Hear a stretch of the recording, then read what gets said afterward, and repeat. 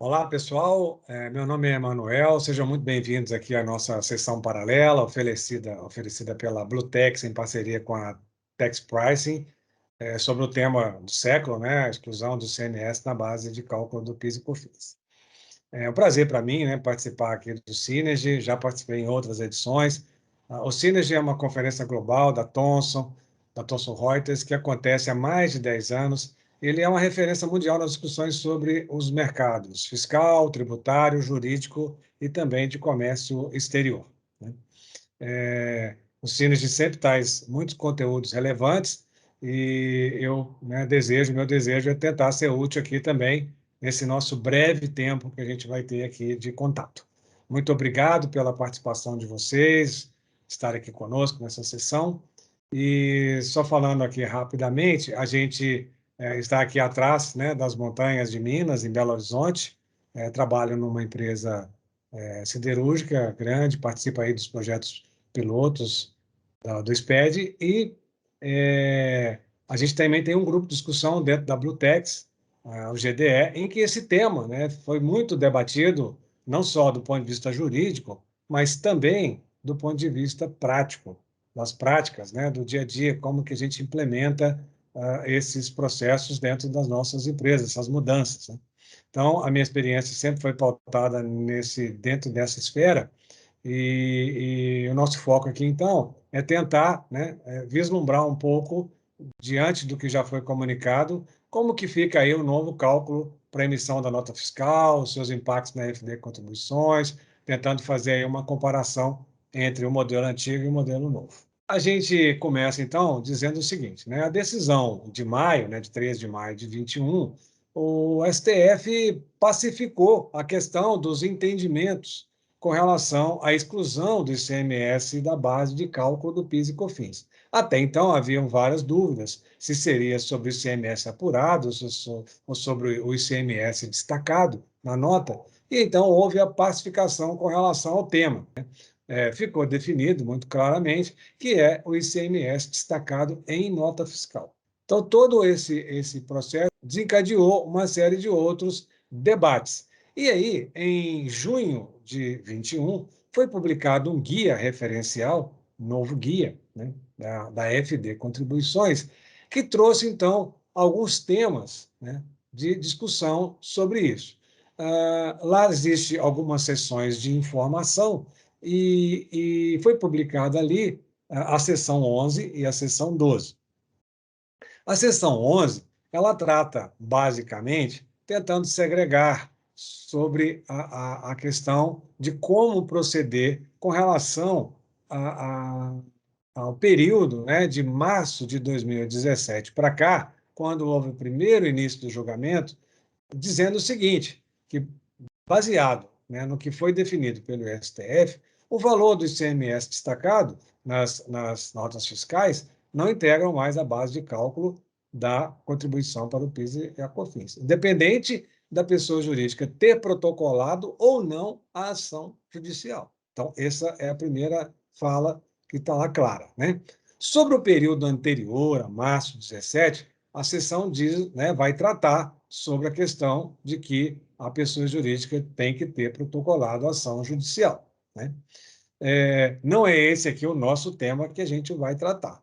Logo depois, na sessão 12, vai tratar, e é só fazendo aqui um adendo rápido, né? É importante citar que toda essa situação ela tem que estar, né, dentro, discutida nas empresas, dentro, calçada aí com o jurídico, com o suporte jurídico para o caminhar dessas decisões. Então, não vou aqui tratar sobre a questão das ações judiciais, né? E o que eu vou tratar o que está em cima da seção 12, o que foi comentado e detalhado na seção 12. Não, a seção 12, ela vai, então, falar, né, sobre a questão de retificação da FD Contribuições, ok? Antes disso, as empresas que já entendiam, que já tinham trânsito de julgado, ou que já entendiam que já podiam tomar crédito, começaram a fazer alguns movimentos e desde janeiro de 19 já existia ali um grupo de registros, né? O M215, M615 e o 1050, que tratavam ainda havia uma permissão, vamos falar assim, uma abertura da própria Receita, de que você podia tomar o crédito sobre o ICMS apurado. Então, algumas empresas já estavam fazendo uso desses registros. Com a publicação desse guia recente e após a decisão do STF, deixando claro que é sobre o ICMS destacado, então esses registros, né, digamos assim, deixam de ter uso, passando então, dando às empresas, né, a oportunidade de retificar os seus períodos de 17 para cá, de março de 17 para cá, tomando, né,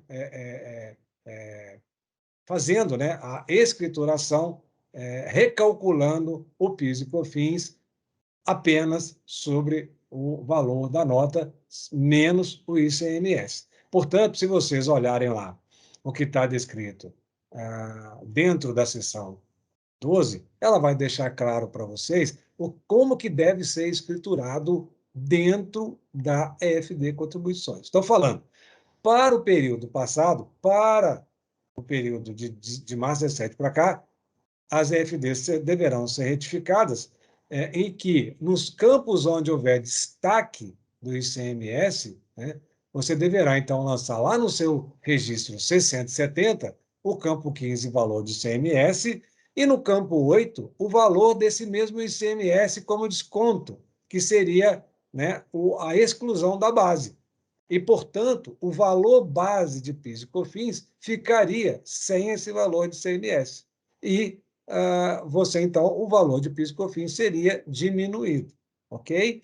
E o valor, né, referente, então, ao débito, ele diminuiria por consequência a cada mês, né? E aí vai ter impactos das suas escriturações, né, gerando ali, né, um saldo para que você possa solicitar né, o pé de compra, vamos dizer assim, ou dentro da própria FD mesmo, deixando como saldo esse valor para aproveitar em escriturações seguintes. Beleza? Pois bem, aí surgiu então, a partir dessa publicação, o que eu quero tratar com vocês agora, que é e para frente, decidida a questão do STF, e de agora para frente, como que nós vamos fazer? Nós vamos, então, adotar o mesmo procedimento para os períodos seguintes, para períodos junho, julho, agosto, setembro, né, que nós estamos, outubro, a gente vai usar o mesmo procedimento. Eu vou emitir a minha nota e, depois de emitido, vou fazer o mesmo procedimento da FD, vou fazer a diminuição do ICMS e recalcular o PIS que eu fiz dentro da minha FD Contribuições. Como é que fica aí o descasamento, né? Vamos dizer assim, a partir da decisão? Porque até a decisão, a gente não tinha ação a tomar. A partir da decisão, está pacificado, eu posso, então, agora tomar a decisão. Quer dizer, eu posso emitir, inclusive, a minha nota fiscal já com um novo modelo de cálculo. Então, é importante que a gente fale um pouquinho sobre isso, né? Esse aqui é o foco aqui do nosso debate. Então, como fazer? Eu devo, então, de agora para frente, adotar esse modelo de cálculo para o passado? Eu entendo que o correto é que a gente deve olhar o todo, não apenas resolver isso na FD Contribuições. A gente tem que resolver como um todo. A gente tem que passar a olhar o seu sistema origem, onde você emite a nota, contabilizar também o PIS e COFINS, da mesma forma como vai ficar na FD Contribuições.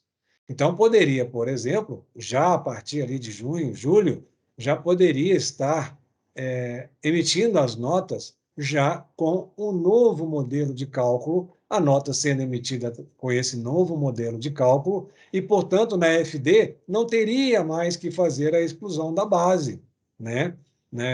Porque a sua base ela já estaria com a informação da base correta de PIS e COFINS.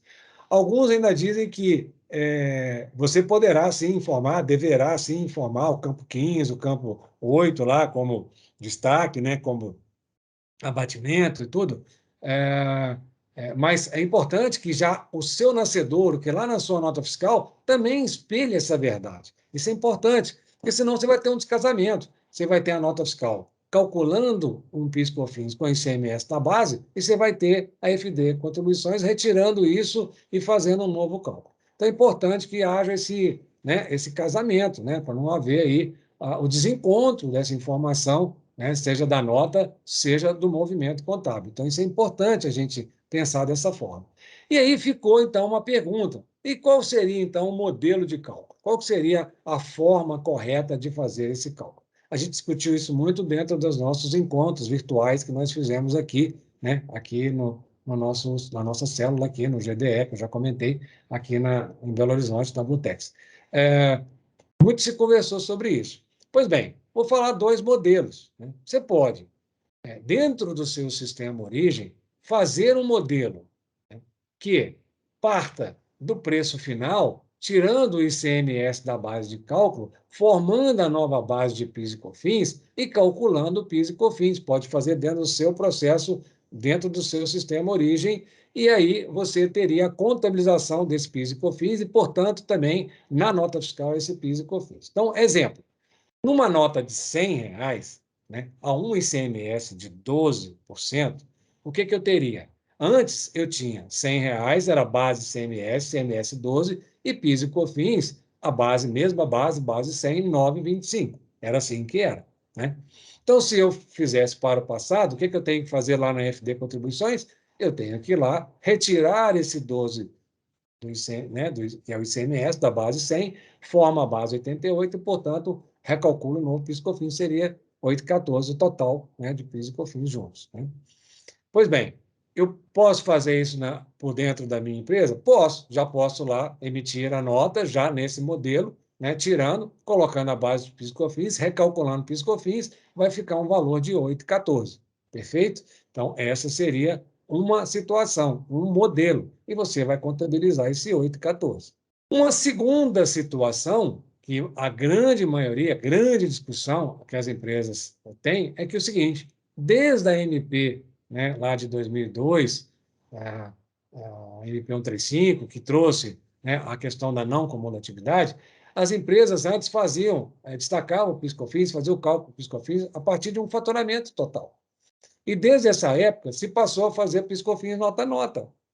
E, para fazer nota-nota, se montou um modelo de cálculo do PIS e COFINS por dentro. Então, parte-se de um preço líquido e projeta, né, o PIS e COFINS e também o ICMS. E por isso que um incide sobre o outro, okay, para a composição da base. Então, a gente partiria, qual que seria o preço líquido nessa nossa nota de R$ 100? Se você pega R$ 100, menos 12% de ICMS, menos 9,25, você tem um preço líquido de R$ 78,75. Então, esse era o preço líquido sobre o qual se partia para o cálculo.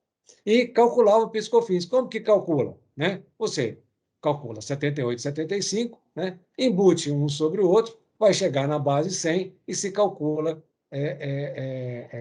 o PIS e COFINS sobre essa base, né? PIS, COFINS e ICMS sobre essa base 100. Perfeito? Pois bem, para fazer dentro desse novo modelo, né, se você aplicar mesmo o 7875, como que ficaria agora essa forma? Né? Você teria que fazer 7875 dividido por 0,95, porque o ICMS não pode mais compor a base. E aí o preço seria diferente. Então, o que algumas empresas estão fazendo antes de partir para esse modelo? Né? Para manter o preço final a 100, você aumenta a margem. Okay? Então, ao invés de ser 78,75, você vai para uma margem de um valor de preço líquido de 79,86. E aí você divide por 0,95, chega aos mesmos 88, que é a base do PIS e COFINS, né? Se você aplicar 88 vezes 9,25, você tem os mesmos 8,14 que eu comentei lá em cima, e o 88 dividido por 0,88, que seria o ICMS, eu chego na base 100. Beleza? Os mesmos 12. Né? Então, esse seria o segundo modelo, a segunda situação que nós temos para o cálculo. E aí, alguns clientes, né, começaram, o mercado tem discutido muito isso, essa questão, então, de repasse. Quer dizer, no momento em que você muda essa margem, no momento em que você tem um ganho, você não deveria repassar esse valor? Então, muitos têm se discutido sobre isso, tá? Eu não vou dizer aqui que você deve repassar ou não, não é essa a premissa. Isso tem que ser discutido internamente, dentro da empresa, juridicamente, né? Existem acordos comerciais, mas para aquelas empresas que têm pensado em fazer dessa forma, basta, então, partir do mesmo preço líquido antigo, que era o preço R$ 78,75, o preço original, e fazer isso que a gente comentou. Divide por ponto 9075. Tem-se ali, então, uma base, ao invés de 88, uma base de 86,78, né?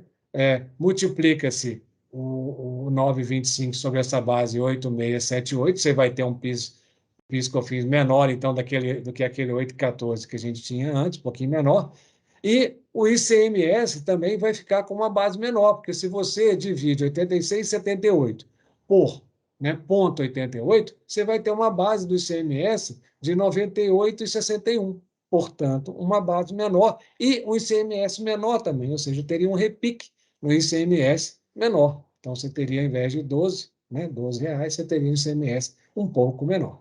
Beleza?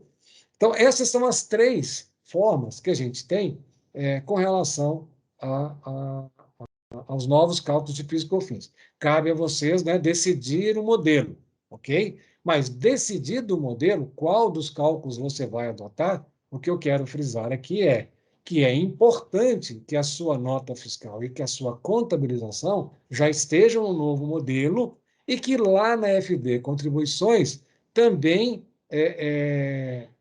reflita, né, essa mesma situação, as mesmas bases, o mesmo PIS/COFINS calculado, mesmo que no campo lá do C170, falando da nota eletrônica, né, você tenha lá o valor do ICMS excluído da base. Beleza? Seja no modelo antigo com 12, né, com R$ 12, ou no modelo já novo com refletindo no preço final o valor de 11 alguma coisa.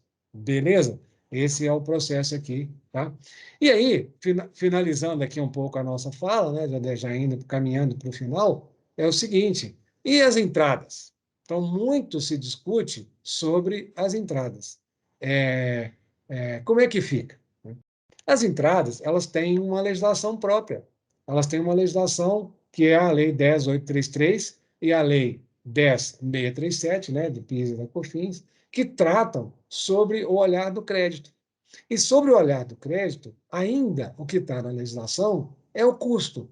E, portanto, todo o valor ele é recalculado na entrada.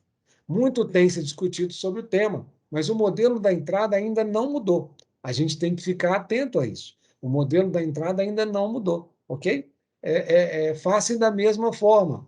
Então, se você faturou sobre 100, a base continua 100 para o PIS e COFINS no crédito. Se foi já no terceiro modelo que eu citei, sobre uma base 98,61, é sobre essa base que é recalculado o PIS e COFINS na entrada. Ainda é esse o modelo, até que a legislação seja alterada. Há, sim, pronunciamentos nesse sentido em relação à Procuradoria da Fazenda, a própria Receita, né? Mas a gente está aguardando aí esses desdobramentos com relação ao tema, tá bom? Então é isso, eu acho que ficou claro, eu procurei ser útil aqui sobre essa situação, tudo está no guia, mas ainda existem muitas dúvidas com relação, né, aos desdobramentos do ponto de vista prático, mas é importante que a gente se atente para esses detalhes que a gente comentou aqui. Definida a regra, definido o que vocês querem fazer dentro desses três modelos, apliquem a nota fiscal, a contabilização e os seus efeitos dentro da FD Contribuições. Beleza? Não dá para fazer só, né, só na FD Contribuições, não é para fazer somente lá. É isso. A gente fica à disposição, a Tax Pricing fica aí também à disposição para trabalhar com vocês, né, prestar alguma consultoria, ajudá-los nesse processo. Espero ter sido útil, espero ter ajudado vocês aí sobre esse tema, tá bom? Bom evento para todos, assistam às demais palestras, estejam aí engajados, aproveitando aí todo esse conteúdo, né, toda essa agenda dentro do Synergy, ok? Um abraço, até mais.